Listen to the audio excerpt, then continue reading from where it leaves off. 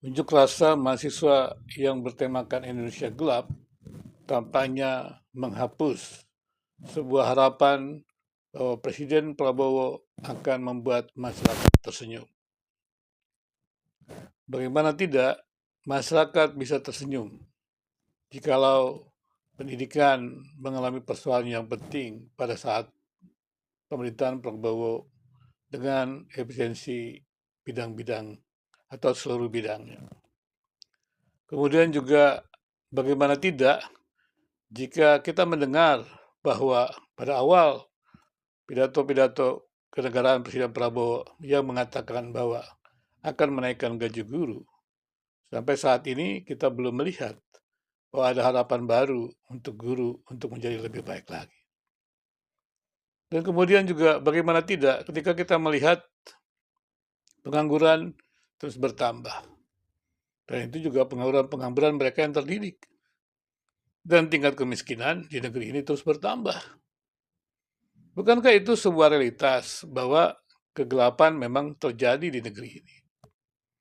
Dan jika ada yang mengatakan bahwa kegelapan itu bermula daripada Presiden Jokowi, ya memang betul pada masa Presiden Prabowo, Pak Jokowi juga kegelapan itu ada, pengangguran itu ada, dan fokus pada infrastruktur menimbulkan persoalan yang tidak gampang. Meski juga kita akui ada hal yang positif.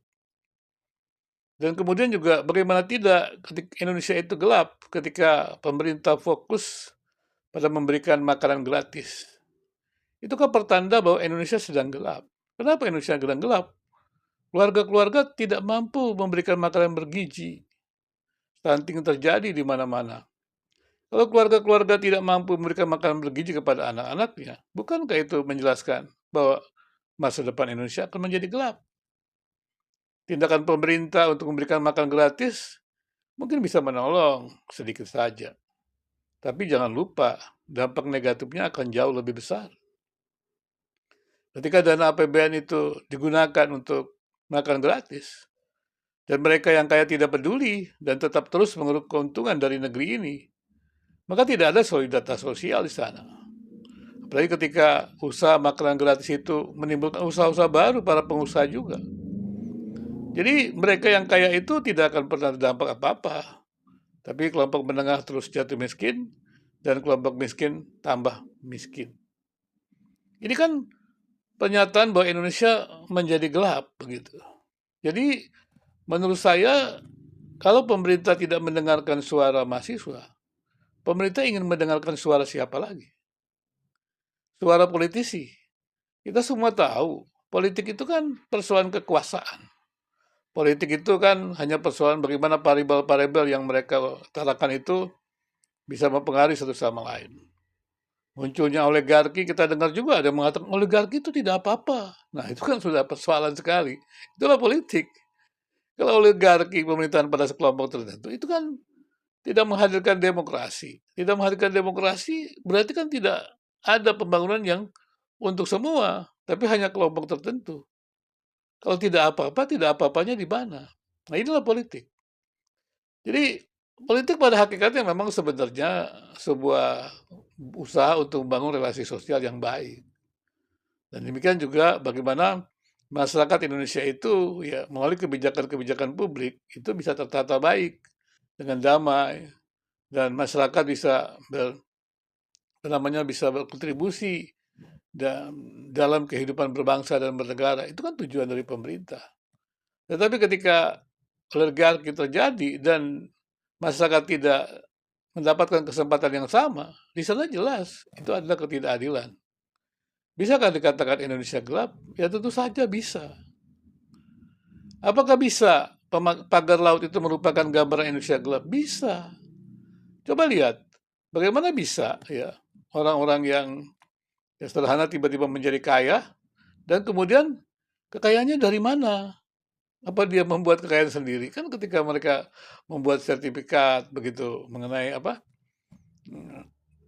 yang harusnya tidak ada di tentang pantai itu laut itu yang namanya juga pagar laut itu pagar bambu itu ada sertifikat itu kan memang kepala desanya menjadi kaya tapi kan Ya, kalau dia kualitasnya menjadi kaya kan ada aliran dana kepada mereka. Kenapa kepala desa yang miskin itu kemudian tiba-tiba menjadi kaya, itu saja yang kemudian dimasalahkan. Kan kalau kita mau secara rasio kan mereka menjadi kaya kan ada variabel lain yang membuat dia kaya. Kalau yang membuat kaya itu juga bisa membuat rugi negara. Kan harusnya diusut. Jadi ada kerugian-kerugian yang lain lagi. Jadi menurut saya pemerintah tidak perlu emosi menjadi Indonesia gelap. Dan juga memang memprihatinkan juga kalau saya lihat apa namanya peran Jokowi yang kemudian juga masih saja uh, hadir tanpa melihat bahwa kondisinya bisa menimbulkan posisi yang tidak baik untuk ya anaknya sendiri gitu. Kenapa dia katakan begitu? Ketika katakan Jokowi dikritik, dia diam berani masyarakat. Kemudian berani nggak mengkritik Jokowi? Itu kan berarti mengkritik Prabowo. Itu kan berarti dia ingin melemparkan bebannya kepada Prabowo. Nah pertanyaannya sekarang, ada apa? Kenapa mantan Presiden Jokowi itu berkata seperti itu? Itu kan bukankah itu menunjukkan bahwa Indonesia gelap? Jadi seakan-akan masyarakat itu tidak ada lagi apa namanya rambu-rambu kebenaran kebijakan untuk bertindak benar. Padahal di negeri ini masyarakat di negeri ini menurut saya ya pada umumnya masyarakat Indonesia adalah ya punya keinginan yang sama untuk membangun Indonesia yang sejahtera. Tapi ketika para politisi itu bertarung ya dalam kepentingan-kepentingan, di sana yang menjadi persoalan. Nah, masyarakat Indonesia bersuara, bertindak itu sesuatu yang wajar saja. Dan tidak perlu diadu domba. Mantan Presiden Jokowi tidak perlu mengadu domba dirinya dengan Prabowo. Itu kan menimbulkan kemarahan masyarakat. Ya, ya tidak ada seorang pun di Indonesia ini yang bisa menjadi maha kuasa, tidak ada. Kan kita sudah melihat pengalaman tahun 1998. Pemerintahan yang absolut, Presiden Soeharto digulingkan. Bukankah kalau mantan Presiden Jokowi mengatakan itu kepada Presiden Prabowo, itu kan berarti akan bahaya besar untuk Presiden Prabowo. Yaitu bukannya tidak mungkin Presiden Prabowo juga bisa digulingkan oleh massa besar. Jadi dalam sebuah negara demokrasi tidak ada orang yang menjadi maha kuasa. Maka para pemimpin ya, di negeri ini mesti hati-hati. Jangan karena punya kekuasaan kemudian berbicara semaunya saja. Padahal dampaknya sangat besar. Jadi kalau mahasiswa sekarang bicara Indonesia gelap, itu memang betul. Kalau Indonesia terang, ya terang di mana? Coba dong lihat seluruh Indonesia keliling, gitu ya. Banyak yang gelap. Jadi kalau Anda pergi ke seluruh penjuru di Indonesia ini banyak daerah yang gelap. Dan juga di kota-kota besar juga banyak yang gelap. Pinggiran-pinggiran Jakarta juga banyak yang gelap. Kenapa harus dikatakan itu sesuatu yang tidak benar? Indonesia gelap itu realitas. Tapi bisa diterangi untuk lebih terang, ya bisa. Jadi kalau orang mengungkapkan, kalau mahasiswa mengungkapkan sisi-sisi gelap itu, ya wajar. Misalnya di pendidikan. Coba saja Anda lihat, apakah pendidikan kita ini mencerdaskan? Apakah pendidikan kita ini betul-betul menghadirkan orang-orang yang membuat terobosan-terobosan baru? Kalau pendidikan hanya menghasilkan ijazah dan kemudian menjadi pegawai, ya, karena KKN, ya, bukan karena kualitas, bukankah itu Indonesia gelap? Bukankah kita masih melihat sampai saat ini kenyataan-kenyataan seperti itu? Bahwa orang kuliah, orang mendapatkan gelar itu bukan untuk karena kualitas. Dan bukankah kita juga lihat para pejabat negeri ini masih mengambil gelar-gelar yang sebenarnya tidak ada hubungan dengannya. Dan kemudian juga tidak serius belajar. Itu bukankah merupakan tanda bahwa para pejabat publik itu meremehkan pendidikan. Nah, kalau pejabat publik itu meremehkan pendidikan, mau jadi apa pendidikan Indonesia ini? Bukankah itu merupakan sebuah kondisi Indonesia gelap? Menurut saya ya kita ini kan sedang dalam perjalanan. Indonesia ini dalam perjalanan. Jadi para pemimpin pejabat publik, mereka-mereka yang menjadi kabinet sekarang ya nggak perlu marah-marah dengan tagar Indonesia gelap. Ya memang benar kenyataannya banyak daerah Indonesia gelap. Kalau Indonesia terang ya nanti di surga kekal kali. Jadi nggak usah kita harus marah-marah. Ya bukan berarti kalau kita mengatakan Indonesia gelap berarti tidak ada terangnya. Siapa yang bilang? Tidak begitu. Ya logikanya tidak sesederhana seperti itu. Namanya juga fokus. Waktu kita ngelihat fokus kepada yang gelap, ya Indonesia gelap. Pada waktu fokus yang agak terang, ya agak terang. Tapi kalau dikatakan kita menjelaskan kondisi kegelapan yang ada di Indonesia, ya diterima, dipelajari, jangan langsung disangkali. Tidak ada di dunia ini yang semuanya terang, tidak ada.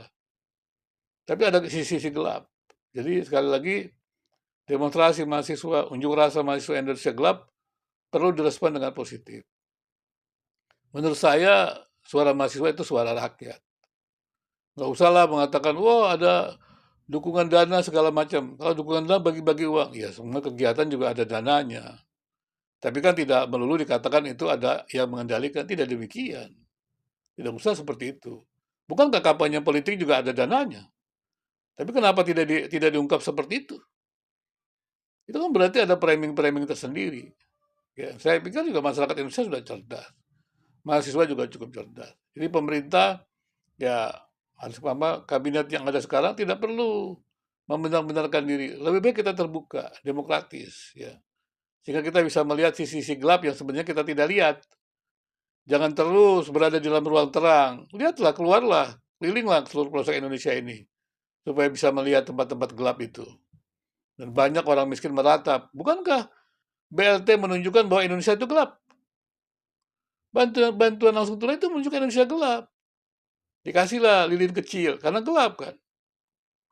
Tapi belum terang loh. Karena lilin kecil itu bisa mati. Jadi sekali lagi, ya menurut saya pemerintah mesti ya, terbuka demo-demo mahasiswa. Dan saya khawatir kejadian-kejadian ini akan terus berlanjut. Dan juga menurut saya juga mantan Presiden Jokowi ya tidak perlu bersuara-suara keras. Kalau memang bersuara ya masuk aja di partai politik. Tidak perlu juga mengadu domba pemerintah yang baru dengan pemerintahan pada waktu mantan Presiden Jokowi. Lebih baik kita membangun Indonesia yang lebih baik lah. Dengarkan suara rakyat. Dengan dengarkan suara bersama rakyat Indonesia. Supaya kita bisa mencari sintesis solusi bersama. Bukannya saling menyalahkan. Saya tidak setuju. Saya bukan penghujat Jokowi, bukan penghujat Prabowo. Saya juga mungkin juga orang-orang yang menjadi pendukung Jokowi, pendukung Prabowo, bukan. Karena saya memang seorang yang memang ingin melihat Indonesia itu lebih baik bersama. Dan bagi saya mereka adalah komponen bangsa. Tidak perlu diagung-agungkan, tetapi mari kita bekerja sama. Nah, kelihatannya memang ya, tidak ada dunia netral, tapi kita harus berusaha untuk menunjukkan realitas itu apa adanya. Dan memang realitas apa adanya tentunya tidak dengan kacamata netral, dengan banyak teori-teori yang ada. Nah, mari kita membangunnya secara bersama, secara terbuka, dengan ya keakuratan data, analisis data, dan juga membaca data itu dalam teori-teori yang bisa kita kembangkan untuk membangun kehidupan yang lebih baik.